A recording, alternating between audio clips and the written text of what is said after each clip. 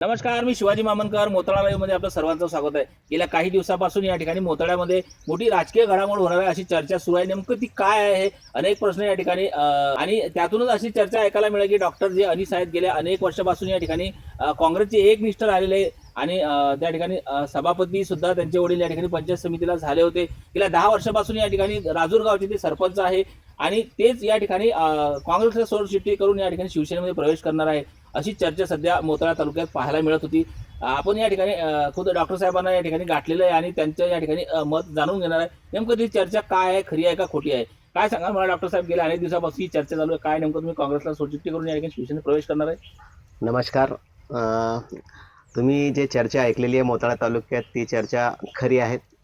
मागील 15 दिवसापासून माझ्यासोबतचे जे कार्यकर्ते आहेत त्यांचा आग्रह सुरू आहेत मला का तुम्ही शिवसेनेत जायला पाहिजे, आपण सगळे जे शिवसेनेत जायला पाहिजे. कारण काँग्रेसमध्ये असा काही मोठा नेता जो आपल्या पाठीशी राहील, आम्हाला जो सहकार्य करेल असा नेता आम्हाला कोणी दिसत नाही आहे आणि आमचे कामं होत नाही आहे. त्याच्यामुळे तुम्ही शिवसेनेत जा आणि आम्हीसुद्धा तुमच्यासोबत मोठ्या संख्येने शिवसेनेत जाऊ. आणि ज्याप्रमाणे काँग्रेस पक्षामध्ये आपण इमानदारीनं काम केलं, एकनिष्ठ राहून काम केलं, तेच काम आपण शिवसेनेत करू. आपल्याला आपली विचारधारा बदलायची नाही आहे. आपल्याला फक्त आपली विचारधारा जी आहे तीच काँग्रेसमध्ये जी होती तीच विचारधारा सोबत ठेवून शिवसेनेत काम करायचं आहे. ही चर्चा खरी आहे. बरोबर आहे. परंतु या ठिकाणी आम्ही ऐकलंय की आम्ही या ठिकाणी जे तालुका अध्यक्ष अप्पा कदम यांच्याशी या ठिकाणी संपर्क केला होता. त्यांना या ठिकाणी विचारलं की बाबा या ठिकाणी असा प्रवेश होणार आहे. त्यांनी या ठिकाणी नकार दिलाय की डॉक्टर आम्हाला सोडून कुठे जाणार नाहीयेत.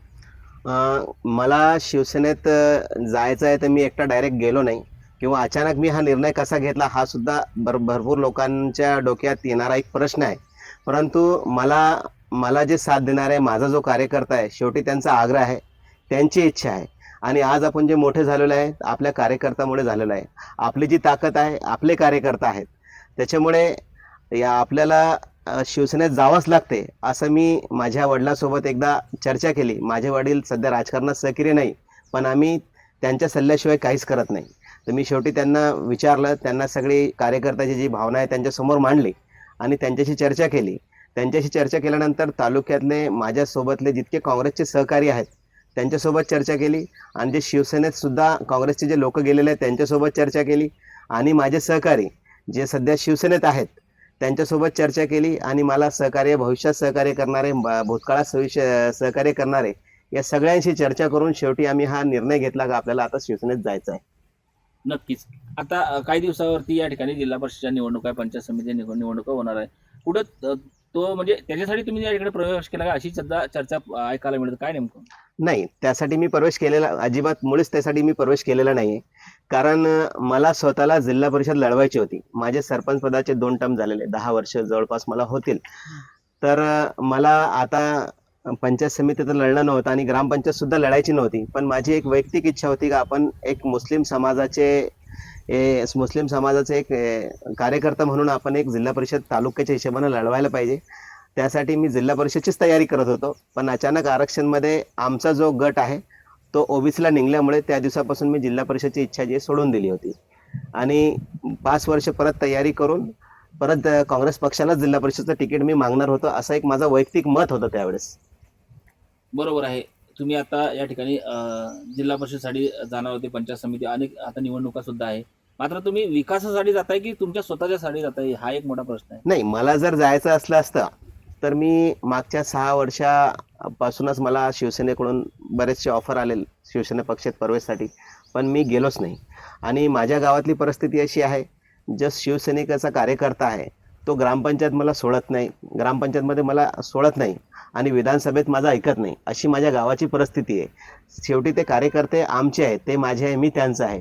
त्यांची पण शिवसेनेचे जे कार्यकर्ते माझ्या गावातले त्यांची पण इच्छा होती का तुम्ही सेनेत या, आपण पंचायत समिती लढू. वास्तविक पाहता जेव्हा आरक्षण ओपनचा निघलाय पंचायत समितीचा, तेव्हा मला काँग्रेसकडून पंचायत समितीची तिकिटाची जवळपास कन्फर्मच होता माझा. कारण एक सामाजिक समीकरण मराठा, पाटील आणि मुस्लिम असा या गणचा सामाजिक समीकरण होतं. त्याच्यामुळे पक्षाची अशी इच्छा होती का बाबा डॉक्टर साहेबाला जर आपण पंचायत समितीचा तिकीट दिला तर आपला पॅनल व्यवस्थित बसते आणि निवडून यायला थोडंसं सोपं होईल. कारण मलाही त्यांची मदत होईल आणि त्यांना माझी मदत होईल. त्यांच्या आग्रहास्तव मी हा निर्णय पंचायत समितीचा घेतला होता. तर मला पंचायत समिती लढायची मुळीच इच्छा नव्हती आणि आज पण नाही आहे पंचायत समिती लढायची. आणि जायचं असल्यास तर 6 वर्ष अगोदर गेलो असतो. मला स्वतःची असं काही वैयक्तिक नाही, पण शेवटी माझा कार्यकर्ता माझ्यासाठी सर्व काही आहे. त्याच्या भावना माझ्याकडे सर्व काही आहे. बरोबर आहे. परंतु तुम्हाला काँग्रेसने एवढं दिलं, 10 वर्ष झाले सरपंच आहे. त्याच्या अगोदर तुमच्या वडिलांना या ठिकाणी पंचायत समितीमध्ये निवडून दिलं आणि गेल्या अनेक वर्षापासून जे तुम्ही या ठिकाणी म्हणजे आहे तेव्हा राष्ट्रवादीपासून तेव्हापासून तुम्ही काँग्रेसमध्येच आहे. आता तुम्ही काँग्रेस सोडताय, बरोबर आहे. तुम्हाला काँग्रेसने एवढं दिल्यानंतर तुम्ही काँग्रेसला आता त्या काळात सोडताय, नेमकं काय? प्रश्न एकदम योग्य आहे तुमचा, का काँग्रेसला या काळात कसं काय सोडतात. मला काँग्रेस सोडायचं फक्त एकच दुःख आहे, सध्या काँग्रेसचे वाईट दिवस चालू आहे आणि या वाईट दिवसात त्यांना सोडून जाणं हाच मला स्वतःला एक दुःख वाटत होतं. हीच चर्चा मी जे शिवसेनेचे माझे मध्यस्थी आहे, मला तिकडं घेऊन जाणार आहे किंवा माझ्यासोबत राहणार आहे, त्यांच्याशी मी हा प्रश्न केला का माझी अशी इच्छा आहे का आता सध्या काँग्रेसचे वाईट दिवस आहे, तुम्हाला माझी गरज असली सुद्धा, पण गरज असताना सुद्धा माझी स्वतःची इच्छा नाही, कारण यांचे वाईट दिवस आहे. आणि आपले दादा जे आपले विधानसभेचे आमदार ते प्रदेश अध्यक्ष आहे. ते प्रदेश अध्यक्ष असताना आणि काँग्रेसचे वाईट दिवस असताना त्यांना अशा काळात सोडून जाणे हे माझ्यासाठी योग्य नव्हतं आणि खरंच ही माझ्यासाठी खूप दुःखाची बाब आहे. पण शेवटी अशोकराव चव्हाण सारखे लोक जे मुख्यमंत्रीपद झालेले आहे, असे बरेचसे नाव तुम्हाला सांगितलं तर असे बरेचसे नाव आहे. इतक्या दूर जाण्यापेक्षा आपल्या तालुक्याचा जर विचार केला तर असे लोक ज्यांना सभापतीपद दिलेलं आहेत, जिल्हा परिषद पद उपाध्यक्ष दिलेलं आहेत, ज्यांच्या हातात काँग्रेस तालुक्याची पूर्ण आहे, असे लोक सोडून गेले.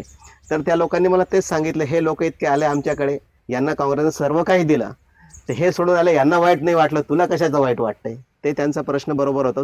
तोही विचार केला का आज आपल्या कार्यकर्त्याला तिकडे जायची गरज आहे, त्या पक्षाला आपली गरज आहे. कुठंतरी आपण आपले स्वतःचे जे आपल्या गुण आहेत, त्या आपल्या गुणानं कोणत्या तरी पक्षाला किंवा गावाला किंवा कार्यकर्त्याला जर फायदा होत असेल तर आपण या पक्षाला सोडून जाण्याची गरज आहे, असं माझ्या मनात एक विचार आला. तुमचा दुसरा प्रश्न असा होता का काँग्रेसनं तुम्हाला भरपूर दिलं, सभापती दिला, सरपंच दिला. ही माहिती जी आहे तुमची ही थोडीशी चुकीची आहे. कारण जेव्हा मी 2017 मध्ये सरपंच पदाला उभा होतो, जनतेतून थेट निवडणूक होती सरपंचाची, त्यावेळेस पूर्ण काँग्रेस माझ्या विरोधात होती. काँग्रेसचे लोक जे आहेत तेव्हा बंटीदादा तेव्हा आमदार होते आणि गणेशसिंग राजपूत हे त्यावेळेस जिल्हा परिषद सदस्य होते. हे लोक माझ्या विरोधात माझ्या प्रचाराला होते.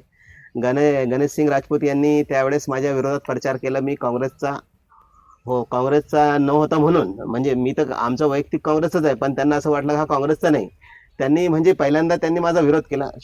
म्हणजे थोडक्यात सांगायचं असेल तर पहिल्यांदा जेव्हा मी सरपंच झालो 2017 मध्ये, तेव्हा काँग्रेस माझ्या विरोधात होती. मी माझ्या स्वतःच्या वैयक्तिक विचार, माझ्या वडिलांचे जे लोकांसाठी केलेले कामं आहेत त्याच्यामुळे आम्ही पहिल्यांदा सरपंच झालो. 5 वर्ष गाव चालवल्यानंतर नंतर काँग्रेस तर माझ्यासोबत आलीच, पण 2022 मध्ये मला काँग्रेसनं भरपूर मदत केली. पण शिवसेनेचे लोकही माझ्यासोबत होते गावाच्या हिशोबानं, त्यांनीही मला मदत केली. त्यांच्यामुळे मी दुसऱ्यांदा सरपंच झालो. वडिलांना काँग्रेसनं सभापती द्यायला पाहिजे होतं, त्यावेळेस यांच्या हातात सगळं होतं, पण त्यावेळेस माझ्या वडिलांसोबत एक प्रकारची गद्दारी झाली. तेव्हाही आम्ही काँग्रेस सोडली नाही. वडिलांना सभापती करायचं होतं, पण सभापती वडिलांना काँग्रेसनं केलं नाही. त्यावेळी ही काँग्रेस सोडायची हे होती, पण आम्ही पक्ष सोडून जाणारे किंवा स्वतःच्या इच्छेसाठी पक्षाची वाट लावणारे आम्ही अशी लोक नाही. आम्ही एकनिष्ठ आहे.